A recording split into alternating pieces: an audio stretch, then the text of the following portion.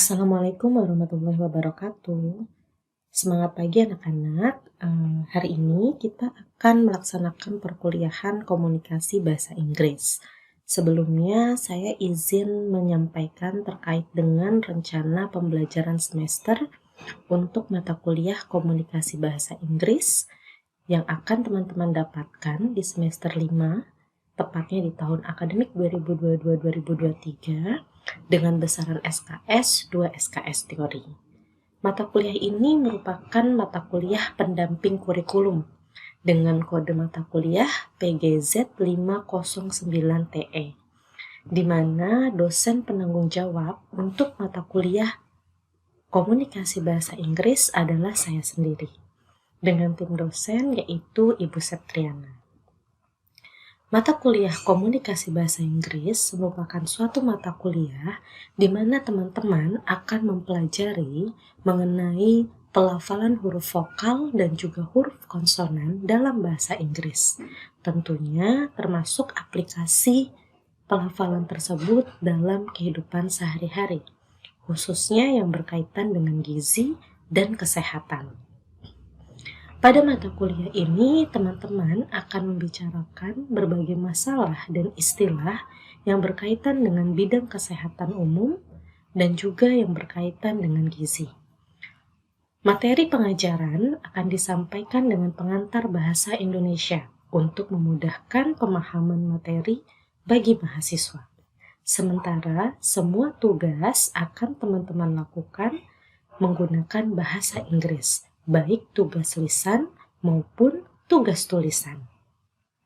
Mata kuliah ini diselenggarakan dalam berbagai kegiatan pembelajaran, baik melalui tatap muka, perkuliahan mandiri, dan perkuliahan terstruktur.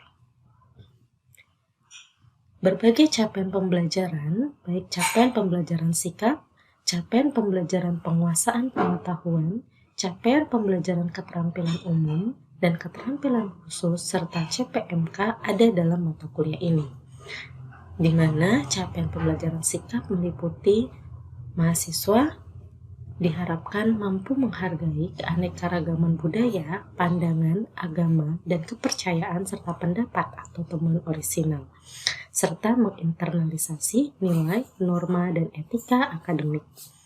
Sementara capaian pembelajaran penguasaan pengetahuan meliputi prinsip-prinsip dari komunikasi sosial dan interpersonal, tentunya komunikasi dalam bahasa Inggris, serta mengetahui pengetahuan faktual mengenai ilmu sosial. Capaian pembelajaran keterampilan umum sendiri meliputi mampu menerapkan pemikiran logis, kritis, sistematif, dan inovatif dalam pengembangan ilmu pengetahuan, dan mampu menunjukkan kinerja mandiri, bermutu, serta terukur, serta mampu memelihara dan mengembangkan jaringan kerja dengan pembimbing, kolega sejawat, ataupun lainnya. Sementara capaian pembelajaran khusus diharapkan mampu memanfaatkan teknik komunikasi, khususnya komunikasi bahasa Inggris, dalam mendukung pelayanan gizi. Selain keempat capaian tersebut, diharapkan mahasiswa juga dapat mencapai capaian pembelajaran mata kuliah atau CPMK, meliputi mampu mengaplikasikan dan menilai teori speaking, karena mahasiswa akan melakukan praktik speaking atau praktik komunikasi, dan mahasiswa harus mampu menanggapi komunikasi yang dilakukan oleh temannya. Mampu memahami dan melafalkan huruf-huruf dan cara membaca kata dalam bahasa Inggris, khususnya huruf vokal. Mampu memahami dan melafalkan huruf-huruf dan membaca kata dalam bahasa Inggris, khususnya huruf konsonan. Mampu menulis dan menjelaskan mengenai diri dan harapan setelah lulus, serta mampu memberikan tanggapan mengenai diri dan harapan setelah lulus. Mampu menuliskan dan menggambarkan mengenai diri teman-teman dalam satu kelas, dan mampu memberikan tanggapan mengenai diri teman-teman dalam satu kelas. Mampu menangkap situasi gizi dan kesehatan di sekitar, serta mendeskripsikan situasi tersebut dan mampu memberikan tanggapan mengenai kejadian terkait gizi dan kesehatan, serta mampu menuliskan dan mendeskripsikan pengalaman terkait gizi dan kesehatan, serta mampu menanggapi pengalaman terkait gizi dan kesehatan. Mampu memahami teori dari ilmu gizi dan kesehatan, mampu mengaplikasikan teori tersebut dalam bentuk demo kegiatan, dan mampu mempresentasikan hasil aplikasi teori gizi dalam suatu demo kegiatan. Tentunya, seluruh capaian pembelajaran mata kuliah akan disampaikan dalam bahasa Inggris oleh mahasiswa. Daftar rujukan yang dapat dikaji lebih dalam oleh teman-teman meliputi daftar rujukan yang tertera. Selain itu, teman-teman juga dapat melakukan pengkayaan di luar daftar rujukan tersebut. Berikut adalah rancangan pembelajaran semester yang sudah kita susun. Pada pertemuan pertama, kemampuan yang diharapkan adalah mahasiswa mampu memahami dan menilai teori speaking. Di sini, mahasiswa akan mendapatkan bahan kajian mengenai speaking teori. Bentuk pembelajaran yang akan didapatkan adalah contextual instruction dengan waktu pembelajaran 2 kali 50 menit untuk tatap muka, 2 kali 60 menit untuk pembelajaran terstruktur, dan 2 kali 60 menit untuk pembelajaran mandiri. Artinya, mahasiswa diharapkan aktif di luar tatap muka 2 kali 50 menit dengan melaksanakan pembelajaran terstruktur dan pembelajaran mandiri. Pengalaman belajar mahasiswa meliputi tatap muka, diskusi, dan ujian tertulis. Seluruh komponen ini akan masuk dalam bobot penilaian, yaitu dalam UTS kurang lebih 3,57%. Untuk dosen yang mengampu pada pertemuan pertama adalah saya sendiri dengan kode DEP. Pertemuan kedua, teman-teman akan mendapatkan materi mengenai phonemic alfabet 1, di mana teman-teman akan belajar melafalkan kata-kata yang bersifat vokal.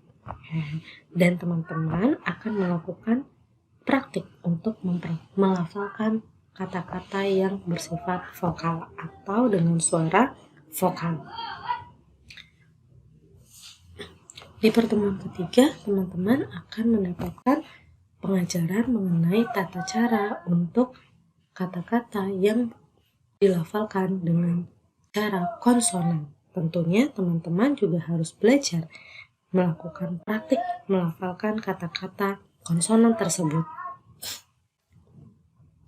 Pertemuan keempat hingga minggu ke-16, teman-teman akan banyak melakukan praktik.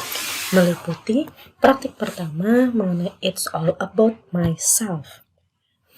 Hal ini akan sejalan dengan It's All About Myself too, di mana teman-teman akan memiliki partner dalam suatu presentasi. Misal mahasiswa A dengan mahasiswa B.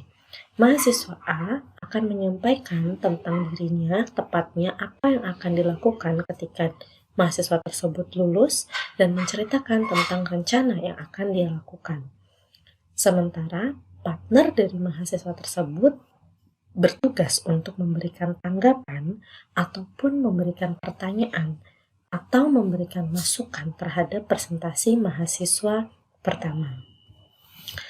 Lalu pada pertemuan berikutnya, It's All About Myself too, mahasiswa sebelumnya yang B memberikan tanggapan akan berperan menjadi presenter, sehingga mahasiswa B akan mempresentasikan hal yang berkaitan dengan dirinya dan target pencapaiannya, sementara mahasiswa A bertugas untuk memberikan tanggapan terhadap presentasi atau pemaparan yang dilakukan oleh temannya.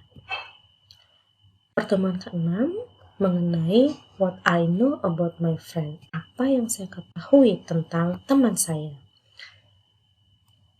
Teman-teman diminta untuk menceritakan kembali mengenai cerita temannya atau menceritakan teman lainnya yang masih dalam satu bagian, di mana nanti mahasiswa A menceritakan atau retelling mengenai yang orang lain ceritakan dan mahasiswa B memberikan tanggapan. Begitu pula sebaliknya, mahasiswa yang pada pertemuan berikutnya, mahasiswa B akan mempresentasikan retelling mengenai temannya dan mahasiswa A memberikan tanggapan.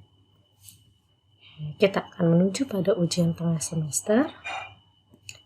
Lalu minggu ke-9 kita akan masuk ke pemaparan mengenai what I can see from the picture 1, di mana teman-teman akan menceritakan tentang suatu situasi yang berkaitan dengan lingkungan di sekitar teman-teman. Tentunya situasi ini berkaitan dengan kejadian yang terkait gizi. Seperti biasa, mahasiswa A akan menceritakan situasi tersebut berdasarkan hasil pengkajian melalui foto ataupun video, dan mahasiswa B akan memberikan tanggapan. Sementara di presentasi berikutnya, mahasiswa B mempresentasikan dan mahasiswa A memberikan tanggapan. Pertemuan berikutnya mengenai what an experience, di mana mahasiswa dapat menceritakan mengenai pengalaman yang dia dapatkan dari pendidikan gizi atau dari aplikasi mengenai gizi. Pada what an experience 1, mahasiswa A bertugas memberikan pemaparan mengenai apa pengalaman yang didapatkan selama berkuliah ataupun selama kuliah atau menerapkan teori-teori mengenai gizi dalam kehidupan sehari-hari. Sementara mahasiswa B berperan memberikan komentar terhadap cerita mahasiswa A.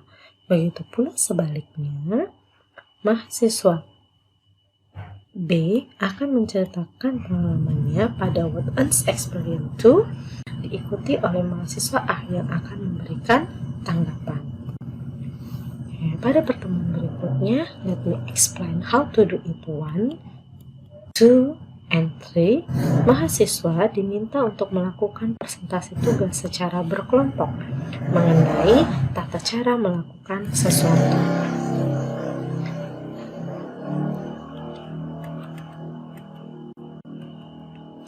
Pada pertemuan berikutnya, let me explain how to do it 1, 2, and 3. Mahasiswa diminta untuk mempresentasikan bagaimana tata cara melakukan sesuatu. Tentunya tugas ini dilaksanakan secara berkelompok. Berikut adalah catatan komponen penilaian. Untuk tugas, persentase nilai tugas adalah 50%, dengan persentase ujian tengah semester adalah 25%, dan ujian akhir semester 25%. Di mana tugas terdistribusi menjadi 11 tugas atau masing-masing tugas memiliki kontribusi sebesar 4,55%. Sementara materi pada UTS yang terdistribusi pada 7 pertemuan teori akan berkontribusi pada setiap pertemuannya sebesar 3,57%. Begitu pula untuk pertemuan pada UAS. Berikut adalah catatan waktu perkuliahan yang akan kita lakukan. Berikut adalah silabus mengenai mata kuliah komunikasi bahasa Inggris. Ini adalah jadwal yang akan teman-teman dapatkan selama 1 semester perkuliahan komunikasi bahasa Inggris. Silakan untuk jadwal dapat dipahami lebih lanjut.